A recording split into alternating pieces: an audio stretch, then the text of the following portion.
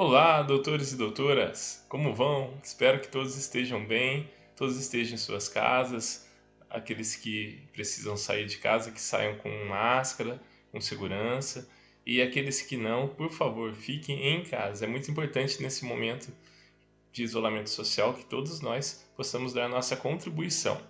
Pois bem, essa videoaula é dedicada aos alunos do sexto e décimo período da FACIC, ambos que estão estudando a parte especial 2 do Código Penal. A segunda parte, pegamos a parte especial do Código Penal, dividimos em duas partes. Vocês agora estão tendo comigo essa disciplina de especial 2.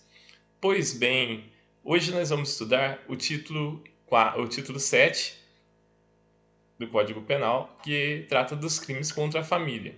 Dividimos em capítulos, seguindo a mesma divisão do Código, e vamos a eles. Muito bem, doutores.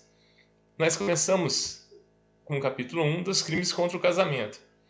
Aí percebam, antes nós tínhamos seis itens, 6 tipos penais. Agora temos 5, porque o adultério foi revogado em 2005. Pois bem, vamos lá, iniciando com o delito de bigamia. O previsto no artigo 235 do Código Penal, ele trata da seguinte tipificação penal: contrair alguém sendo casado, novo casamento.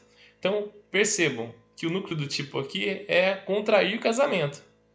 E qualquer pessoa que contrai um casamento já sendo casado. Então, aonde está o tipo penal aí? Qual que é a objetividade jurídica? É proteger a organização familiar. De forma mais especial, o casamento monogâmico, que é uma regra, uma convenção que nós adotamos no Ocidente.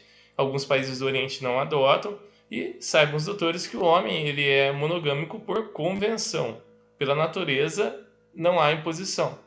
Alguns animais fazem, assim procedem, por sua natureza, não é a do homem.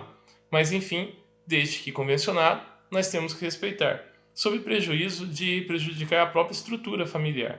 Então, por essa razão, o legislador brasileiro, seguindo outros legisladores que assim também o fazem, consideram a bigamia como sendo crime. Então, é casar mais de uma vez, já sendo o sujeito casado. Temos aí então essa elementar do tipo, que é o sujeito ser casado. Trata-se então de um crime próprio, só pode praticar quem for casado. E é um crime de concurso necessário, porque exige que se case novamente. Então temos uma outra pessoa casando.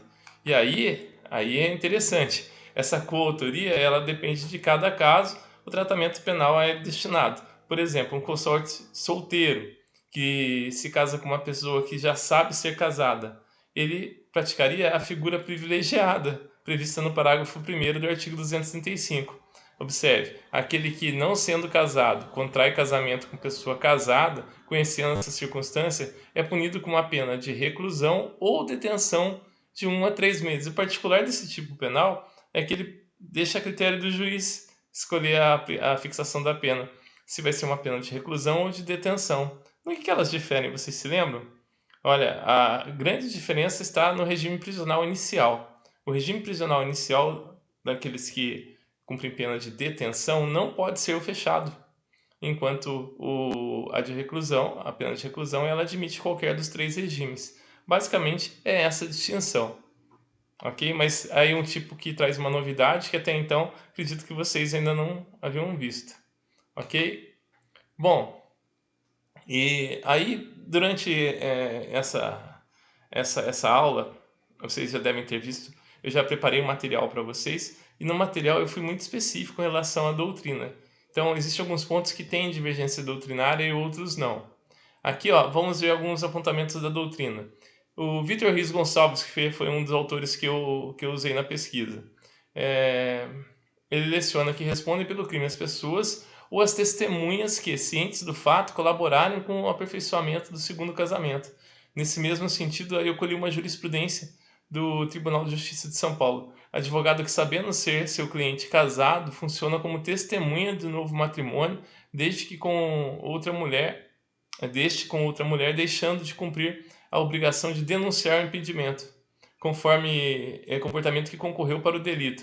Quem, de qualquer modo, concorre para o crime incide nas penas a estes cominadas. Então aí já está, no finalzinho da jurisprudência, vocês têm aí uma reprodução do artigo 29 do Código Penal, que trata do concurso de agentes. Ok? Muito bem. é um posicionamento. Aqui, lógico que vai gerar uma certa divergência. Será que o advogado tem mesmo esse dever de, de apontar para a prática do crime? Pois bem, a doutrina ela alerta sobre o separado de fato ou judicialmente, que contrai novo casamento, apontando que comete crime sim. Não é porque está separado de fato que não está casado, continua casado. Inclusive, essa confusão acontece muitas vezes. Você está no primeiro contato com o cliente, você pergunta qual é o estado civil do senhor, e a pessoa fala assim, casado. Aí eu pergunto, né, qual o regime de casamento, tem certidão? A pessoa, não, é que eu moro junto com ela. Não, morar junto não é casado. Morar junto pode ser, no máximo, uma união estável, mas não é casado. Da mesma forma que se eu estou separado, mas separado judicialmente, divorciado, separação nem mais existe, agora é o divórcio, propriamente dito.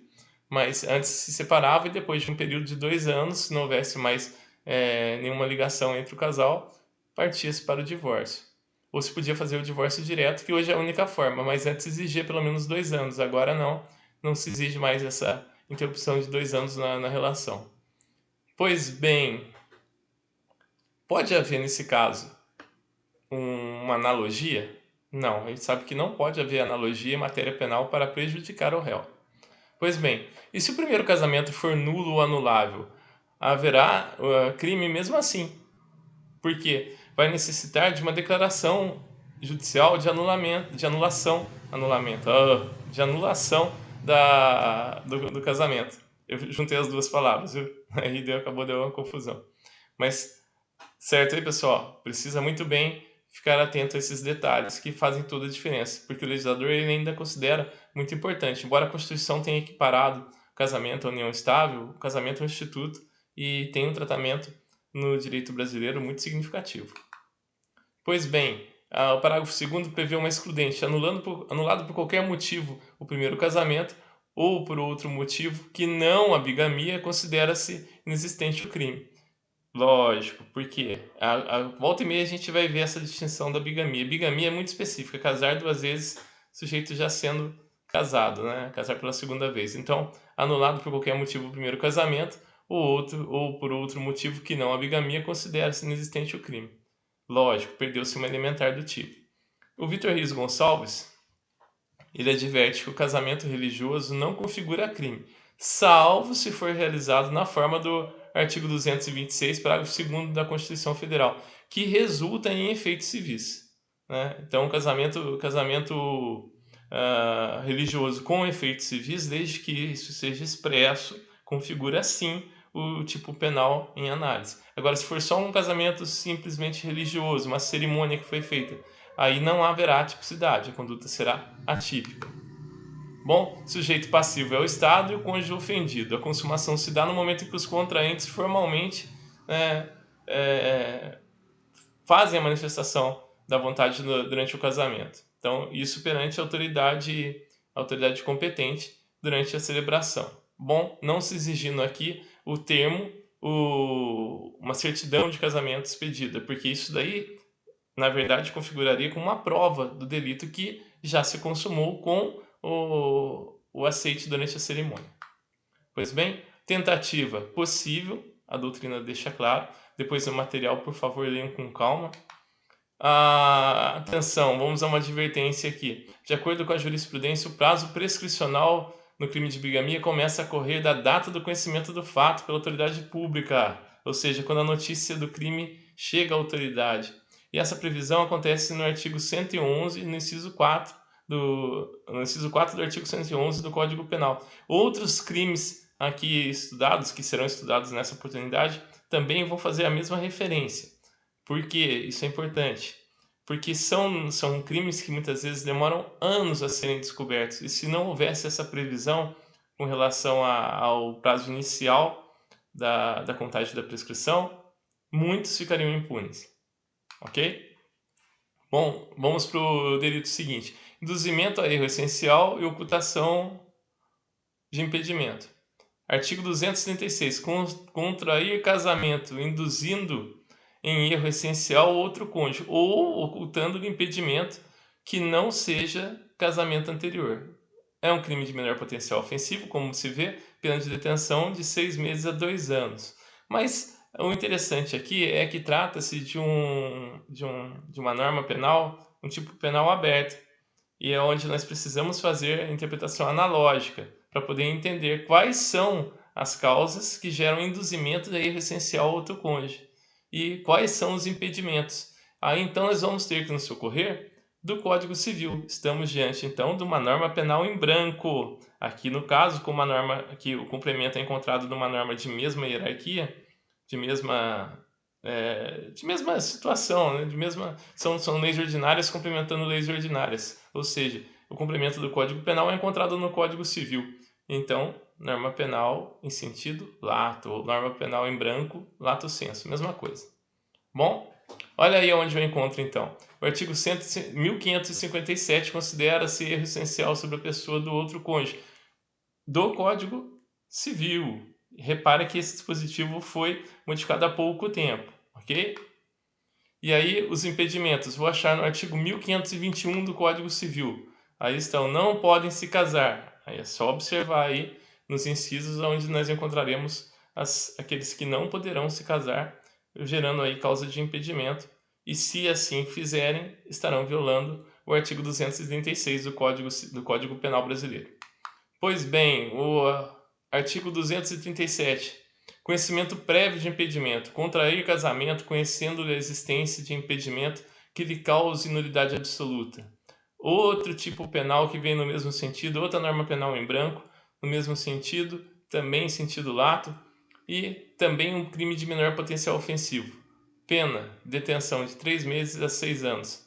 Gente, essas daí são as moscas brancas do direito penal. Raramente vai se ver na prática algum delito desse sendo configurado, mas enfim, vocês têm que estudar, vocês têm que saber que existem. Tá? Aqui repetimos os dispositivos. Atenção, esse delito somente admite o dolo direto, sendo então essencial que o agente queira se casar. Então tá aí outra observação pertinente ao tipo penal. O 238 do Código Penal, o artigo 238, prevê o crime de simulação de autoridade para a celebração de casamento. Atribuir-se falsamente a autoridade para a celebração de casamento. O sujeito finge que tem autoridade para celebrar um casamento. Outro crime de menor potencial ofensivo. E aqui, notem no preceito secundário do artigo 238, pena de detenção de 1 a 3 anos se o fato não constitui crime mais grave, dando mostras de que estamos diante de um delito subsidiário. Ou seja, a gente tem que procurar um delito mais grave, se não encontrarmos, aí alternativamente estará configurado o crime do 238, mas se houver um crime mais grave, aí tipificar-se-á no delito mais grave. Pois bem, um exemplo que eu trouxe para vocês aqui do cinema brasileiro é bem interessante. O personagem aqui, ele celebra um casamento do personagem principal, né, que no caso vai levar o prisioneiro, que é o personagem vivido pelo ator Selton Mello. Para ele conseguir fugir da cadeia, ele celebra o casamento do Cabo Citonho, vocês devem se lembrar, né? Ali, quando ele finge ter autoridade, ele fala que ele é representante de uma igreja e tal, e convence os sujeitos a se casar, ele pratica o crime previsto no artigo 238 do Código Penal. Pois bem, então, atenção ao observado no preceito secundário, se tiver um crime mais grave, vamos tipificá-lo no crime mais grave. Aí eu busquei na doutrina um exemplo para vocês. A simulação tem que ocorrer sem objetivo de remuneração, porque se tiver uma remuneração, o sujeito cobrar para fazer a cerimônia, então essa simulação de casamento vai ser um meio para atingir a finalidade que era oferir a vantagem ilícita, né, o lucro. Nesse caso, então, estaríamos configurando o crime de estelionato, não do artigo 238, que, como sabemos, é subsidiário. Ok? Pois bem, ali, vamos voltar um pouquinho. Estamos falando da simulação de autoridade para a celebração de casamento. E agora vamos ver o crime de simulação de casamento. Então se simula a autoridade, aqui se simula o próprio ato, simular casamento mediante o engano de outra pessoa. Aí a pena continua a ser um crime de menor potencial ofensivo e continua a ser um delito subsidiário. Pois bem, chegamos então ao capítulo 2, dos crimes contra o estado de filiação. Agora, esses crimes costumam acontecer com mais frequência do que os primeiros, que nós vimos no capítulo anterior. Primeiro delito aqui previsto é o 241, que é o registro de nascimento inexistente. Promover no registro civil a inscrição de nascimento inexistente. Reparem que a pena é significativa, reclusão de 2 a 6 anos. Se enquadra nesse delito quem registra o nascimento de alguém que nunca existiu.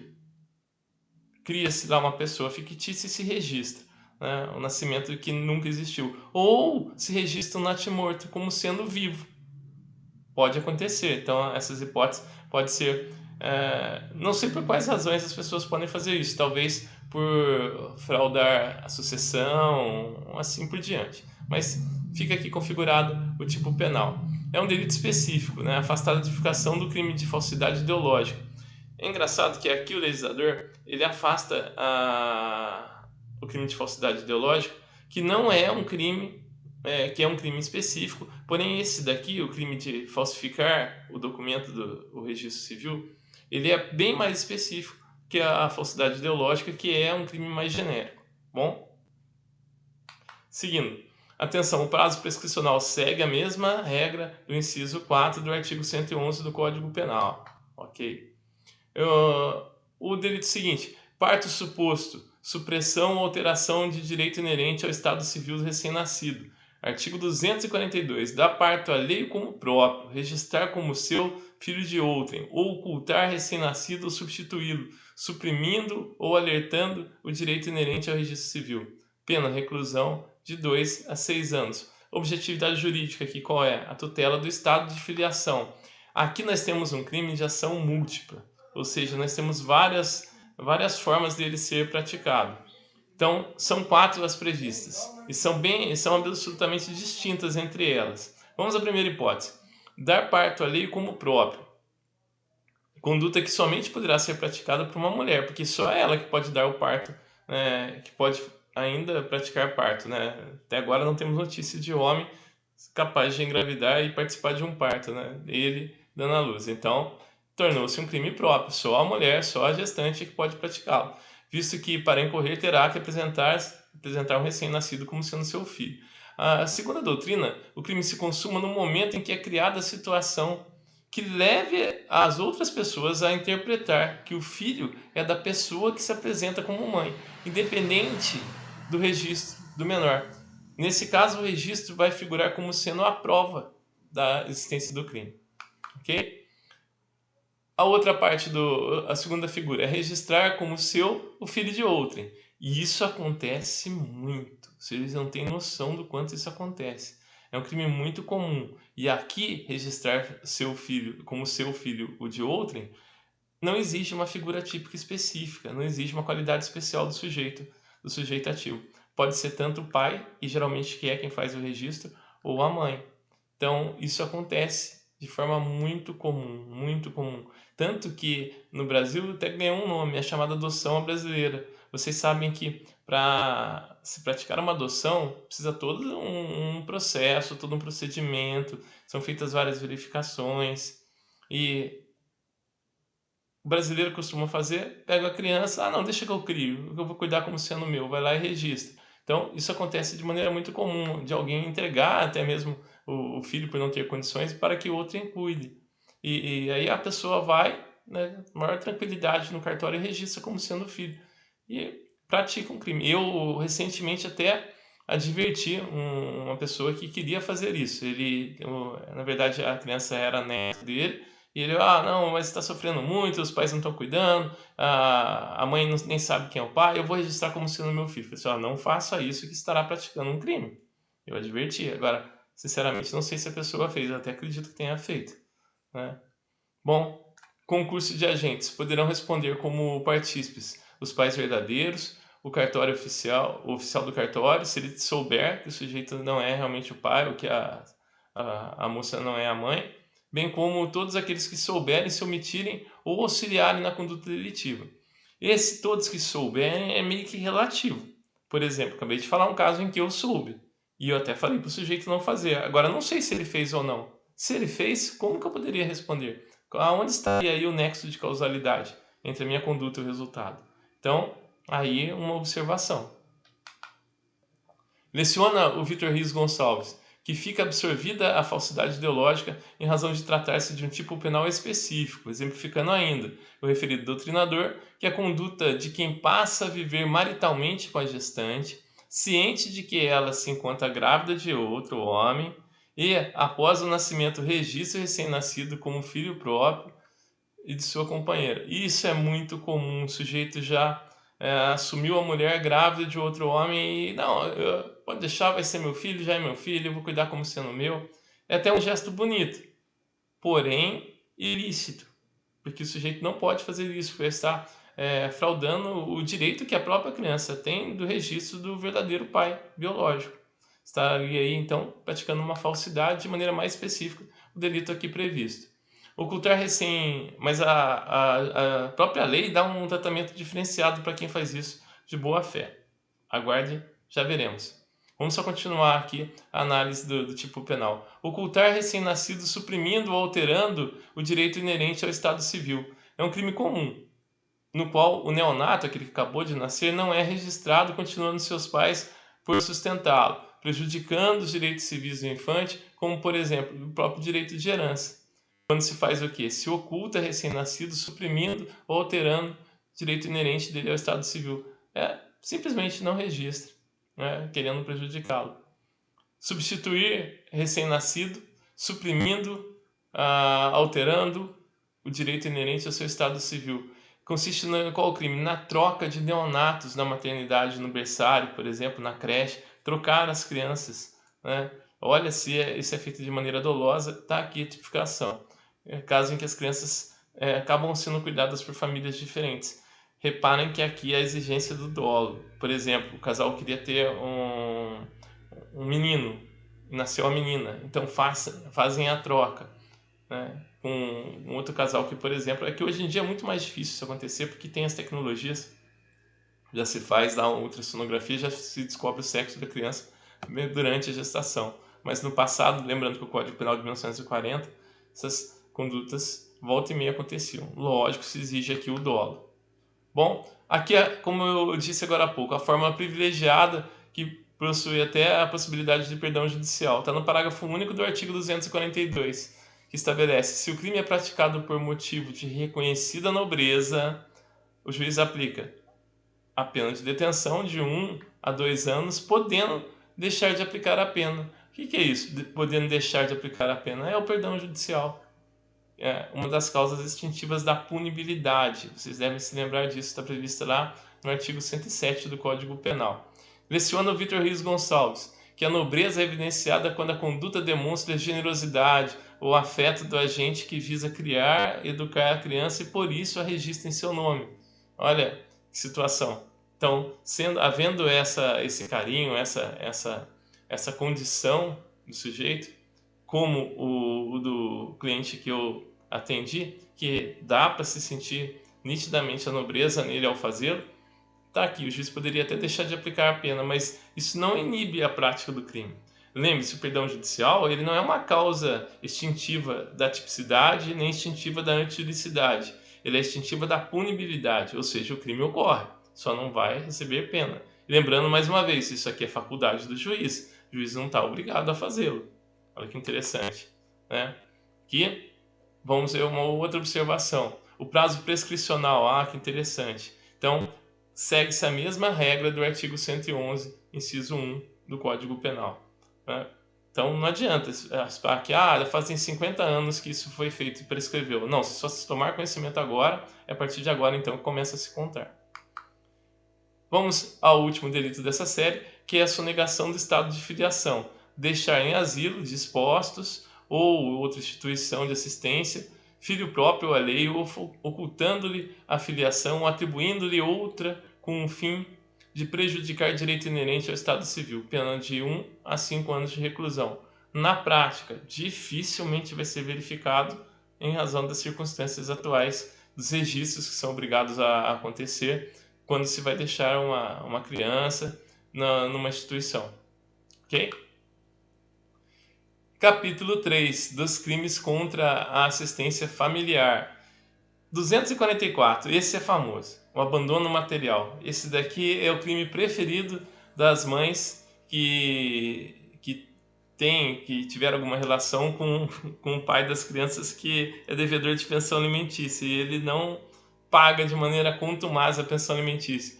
E aí vai preso na área civil, né, quando não quer pagar, tá, ou age de alguma forma, né, pula o sistema, pede demissão para não pagar. Aí, olha aí, já estamos nos aproximando das tipificações penais que abrangem a conduta desses sujeitos. Vamos ao abandono material, artigo 244. Vamos ler todo o tipo penal. Acho importante, desculpe mesmo na videoaula ler o tipo penal, porque é importantíssimo. A gente estuda sempre. Primeiro, olha a forma de estudo. Primeiro a lei, sempre leia a lei, depois a doutrina e após a jurisprudência.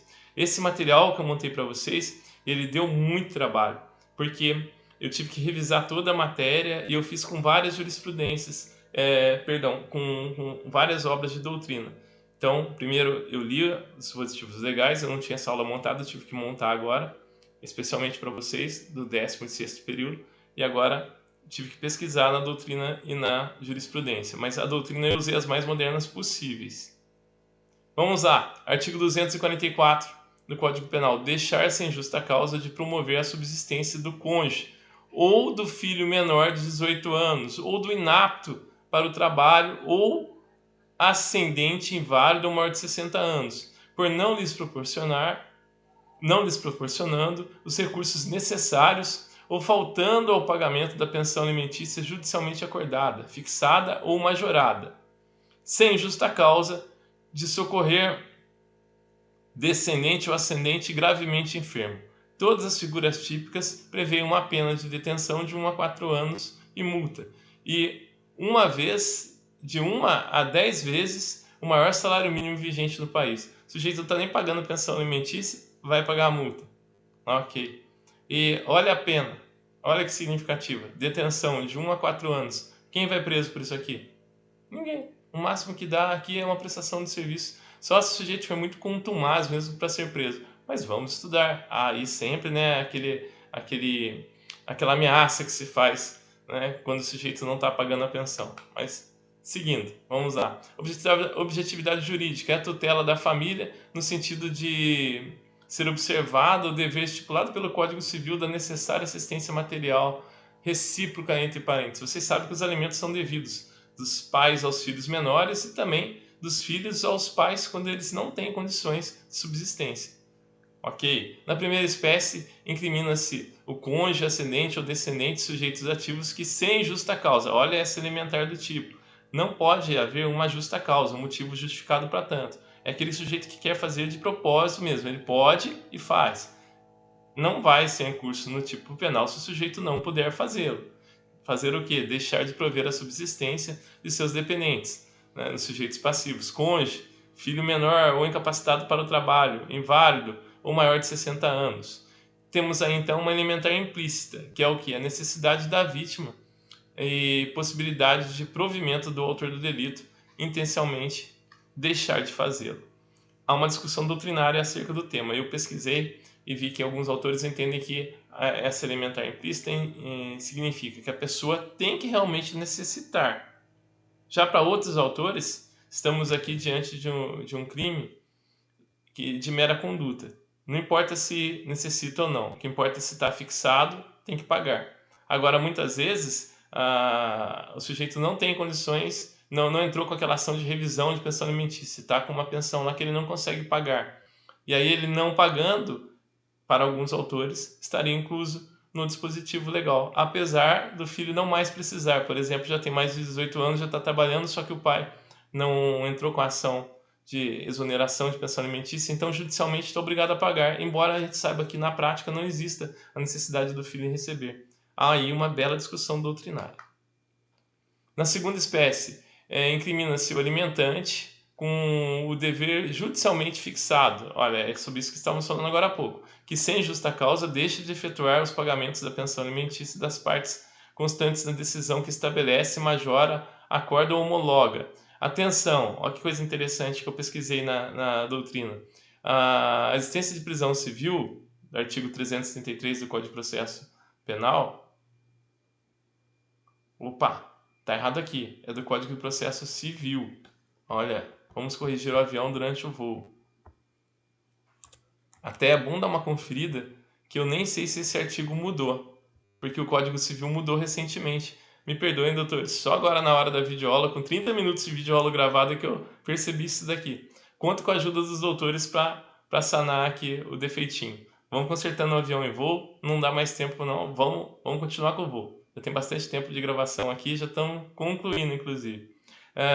Então, não exclui o crime, pois o tempo que o agente permanecer preso ou, em consequência, poderá ser descontado na execução penal. Olha que interessante, através do Instituto da Detração. Então, o tempo que ficou preso pela prisão civil, por dívida alimentícia, pode ser descontado. E considera a doutrina que a ausência de justa causa para o inadimplemento da prestação é o chamado elemento normativo do tipo. Pois bem, existiria justa causa, por exemplo, quando o devedor de alimentos estivesse muito doente, gastando seus recursos com tratamento, considerando a doutrina como justa causa, ter sido agente também vítima de crime contra o patrimônio. São exemplos que eu colhi aí do Vitor Rios Gonçalves.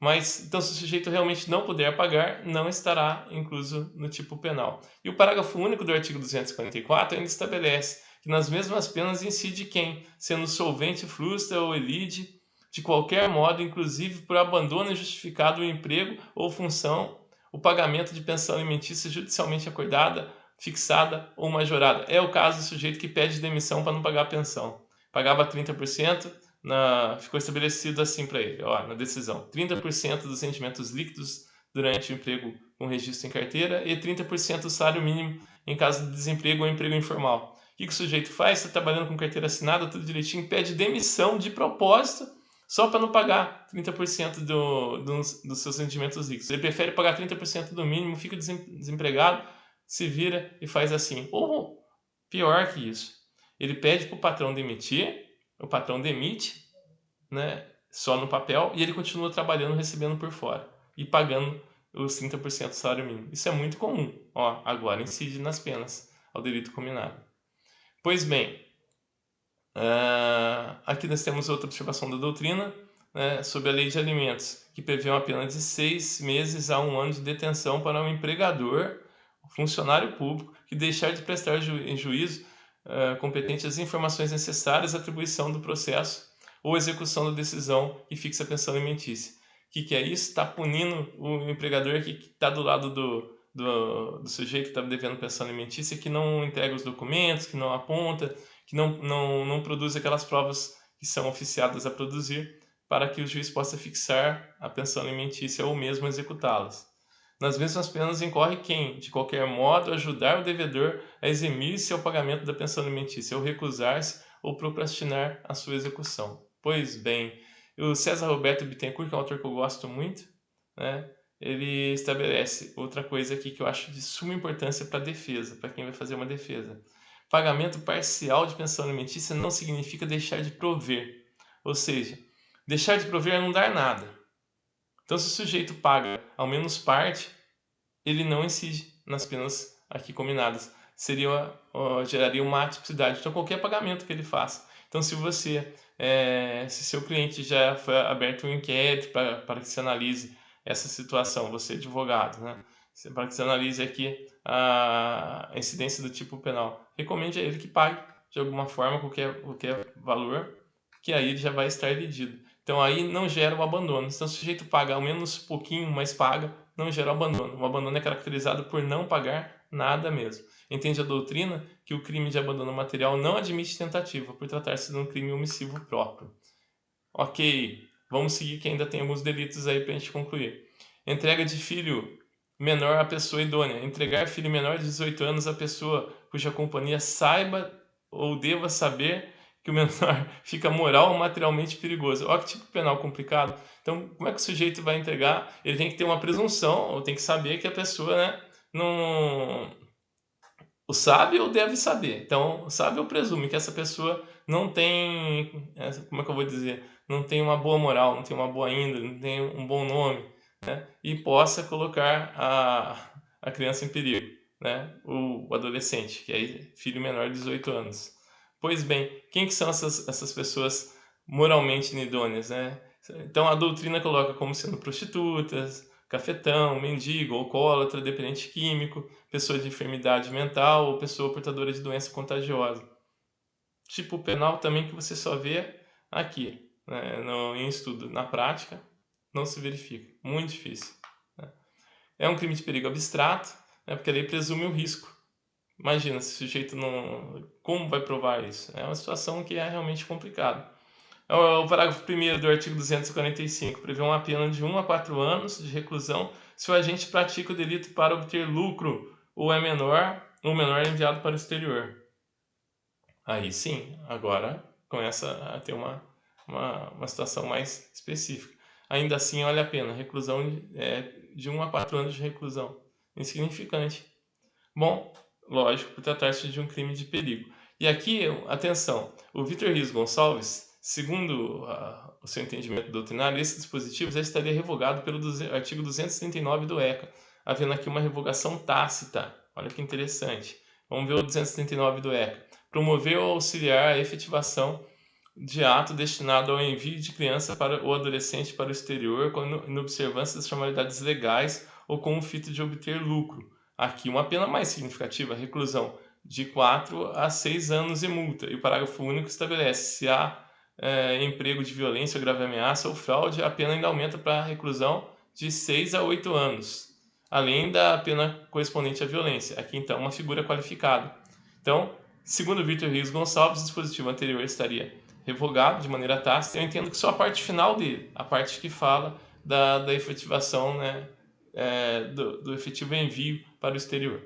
Pois bem, abandono intelectual, deixar sem justa causa de promover a instrução primária de filho em idade escolar, pena de detenção de 1 mês a 15 dias. O que é instrução primária? Atualmente é o chamado ensino fundamental. Aqui também estamos diante de uma lei, de uma norma penal em branco, que é complementada pela Lei de Diretrizes e Bases da Educação, que é o ECA. Okay? É um crime que, na prática, dificilmente nós vamos verificar. O abandono material em grandes cidades, no interior ou mesmo na região norte do Brasil, pode ser que aconteça. Mas, mesmo assim, difícil tipificação. Abandono moral. Aqui uma denominação doutrinária. É o artigo 247 do Código Penal. Permitir a alguém que menor de 18 anos, sujeito a seu poder, ou confiado à sua guarda ou vigilância, frequente casa de jogo, casa mal afamada, casa da luz vermelha, né? Entendedores entenderão, né? Bahamas, coisas assim, né? Ou conviva com pessoa viciosa ou de má vida. Os tipos são, né, bem próprios dos anos 40. Frequente espetáculo capaz de pervertê-lo ou de ofender-lhe o pudor ou participe de representação de igual natureza. Gente, imagina isso aqui em 2020, plena pandemia, né? Com a internet do jeito que está. Imagina o que o sujeito não vê na internet, né? Que ele não possa ver num caso prático desse. Como é que vai controlar? Difícil, hein? Reside ou trabalhe em casa de prostituição, mendigue ou sirva de mendigo para excitar a comiseração pública. A gente vê, né, os pais colocando lá as crianças no semáforo para pedir, ou mandando pedir.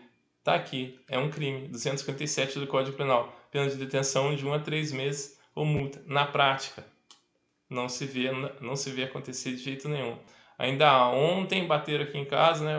O menino bateu e a mãe que estava do outro lado da rua pediu para ele bater, pedindo ajuda. Tá aí, é o abandono moral. Pois bem, crime de menor potencial ofensivo, a gente sabe que na prática não dá em nada, só para você estudar. Bom, aqui é uma coisa interessante da doutrina traz, é um tipo penal que exige habitualidade, ou seja, não vai ser da primeira vez que o sujeito vai praticar o crime, vai ter que ter uma reiteração de condutas. Presta atenção numa coisa, que agora em diante a gente vai começar a ver isso com mais frequência no nosso estudo. Alguns tipos penais aqui vão exigir essa habitualidade para sua configuração. Então não vai ser da primeira ou da única vez que vai estar configurado o tipo penal. Isso eu achei interessante ressaltar para vocês. Então, com exceção do inciso 1 e do inciso 2, os demais casos a doutrina não exige habitualidade. Olha aí outro apontamento feito pela doutrina. Depois, por gentileza, leia a doutrina com calma, leia os dispositivos que aqui estão. Eu não vou ficar lendo slides só para protelar, então depois vocês leiam com calma e vou enviar os slides para vocês também. Chegamos ao capítulo 4, dos crimes contra o pátrio poder, tutela e curatela. Já de cara eu vou dizer, pátrio poder é uma coisa que não existe mais. Pátrio poder, essa expressão acabou sendo colocada em desuso, ela foi revogada, e hoje nós usamos em seu lugar poder familiar. Aí a partir de quando isso? A partir de 1999, com a Lei 12.010, que foi a lei da adoção. Mas a Constituição Federal, ela já, por outro lado, ao prever o princípio da isonomia, da igualdade entre homens e mulheres, ela já afastou essa figura do poder familiar. E o que significa do pátrio poder e passou agora ao poder familiar? Pátrio poder era o poder que o homem tinha sobre seus descendentes, sobre sua esposa. Então, isso vem da nossa origem latina, da figura do pater familias, que vocês devem se lembrar nas aulas de fundamentos históricos do direito penal. Eu dizia, o pater familias é aquele que tem direito de vitis et nescis, direito de vida e morte sobre seus descendentes. Jus vitae et nescis. Pois bem, não tem mais. Agora homens e mulheres exercem esse poder de maneira equânime, de maneira igual. É o chamado poder familiar. Não existe mais o pátrio poder. Induzimento, a fuga, entrega arbitrária ou sonegação de incapazes é o delito previsto no artigo 248 do Código Penal. Induzir menor de 18 anos ou interdito a fugir do lugar em que se acha por determinação de quem sobre ele exerce autoridade, em virtude de lei ou de ordem judicial. Confiar a outrem, sem ordem do pai, do tutor ou do curador, alguém menor de 18 anos ou interdito, ou deixar, sem justa causa, de entregá-lo à legitimidade de quem o reclame. Pena de detenção de 1 mês a 1 ano. Menor potencial ofensivo. Só serve para ameaçar pessoas em determinadas circunstâncias, mas configuração penal mesmo, raríssima. 3 momentos. Induzimento à fuga, de menor ao interdito. Depois a entrega, entrega não autorizada do menor ou interdito a terceiro.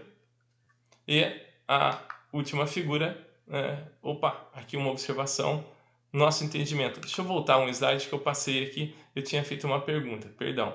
Vamos lá. No delito anterior, no delito no qual o autor efetivamente entrega a vítima a terceiro, sem a anuência dos responsáveis. O exemplo comum da doutrina, o diretor da escola que entrega um aluno menor a terceiro, sem autorização do responsável. Imaginemos esse exemplo, né? Então, vamos pensar assim. O diretor da escola, ele entrega o menor à sogra do responsável, que é uma pessoa que não está relacionada como autorizada. Pergunta: haveria o crime, visto que trata-se de um crime formal ou de perigo abstrato? A sogra não está na relação das pessoas que podem receber o menor, mas o diretor da escola acaba entregando. O pai chega bravo, já não se dá bem com a sogra, e vou registrar um boletim de ocorrência, para mim o senhor praticou o crime aqui. Será que pratica? Bom, nosso entendimento, meu entendimento é que não. Trata-se assim, no caso inteiro, de uma conduta atípica.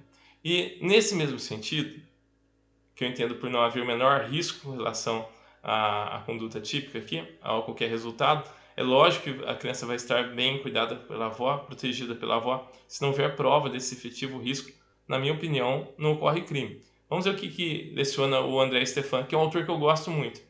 A entrega arbitrária constitui evidente crime de perigo.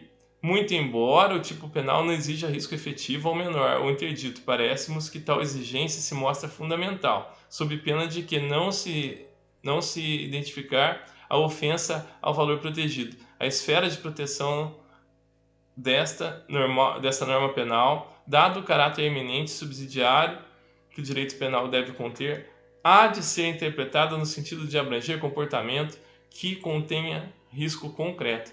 Exatamente o que eu disse, em outras palavras. Então, tá aí. Sonegação de incapaz. Então, aí a figura na qual o agente deixa de entregar o menor interdito sem justa causa a quem legitimamente o reclama. Bom, assim, haveria justa causa se o menor estiver doente e a locomoção, por exemplo, poderá agravar o quadro. Tá aí uma forma de se não configurar o tipo penal. Subtração de incapazes é o tipo penal previsto no artigo 249 que fecha essa série. Subtrair menor de 18 anos ou interdito ao poder de quem o tem sob guarda em virtude de lei ou ordem judicial. Pena de detenção de 2 meses a 2 anos, crime de menor potencial ofensivo. Se o fato não constitui elemento de outro crime, mais uma vez um crime subsidiário, né? E aí vejam, um exemplo aqui, subtrair incapaz para colocá-lo em lar substituto, caso em que cometeria o crime previsto no artigo 237 do ECA, aí mais significativo, que a pena vai de reclusão de 2 a 6 anos. Parágrafo 1º, se o fato de ser o agente pai ou tutor do menor ou curador do interdito não exime de pena, se destituído ou temporariamente privado do pátrio poder, tutela, curatela ou guarda. Exemplo clássico do pai divorciado que, após retirar o filho para visitas fixadas judicialmente, não devolve à mãe, que no caso é a guardiã legal, na data ajustada, empreendendo viagem para o litoral sem consentimento da mesma. Muitas vezes me perguntam, mas o pai pode viajar com o filho, né, no dia de visita, pegar e levar? Olha, sem autorização da mãe, não. Que em tese ele pratica a conduta prevista aqui no parágrafo 1º do artigo 249 do Código Penal. Ok, doutores? Para concluir, no caso de restituição do menor ou do interdito, se este não sofreu maus tratos ou privações, tá aí, pai, você que fez essa arte. O juiz pode deixar de aplicar a pena concedendo o perdão judicial. Repara, não vai nem chegar a isso, porque é crime de menor potencial ofensivo. Vai terminar em cesta básica. Mas é minha obrigação trazer. Doutores, desculpe a correria, são muitos tipos penais, mas eu preparei um material bem caprichadinho. Se você não recebeu o material ainda, se você não conseguir baixá-lo lá no Interativa, entre em contato pelo WhatsApp, eu mando para você. Ok? Doutores e doutoras, muito obrigado pela paciência. E pessoal do 10º, tá chegando a grande hora. Quero estar lá na formatura, viu? Pessoal do 6º, obrigado pela compreensão. Uma turma maravilhosa, 6º período, assim como o 10º período da FACIC. Tenho orgulho de ser professor de vocês. Um grande abraço a todos. Até a próxima.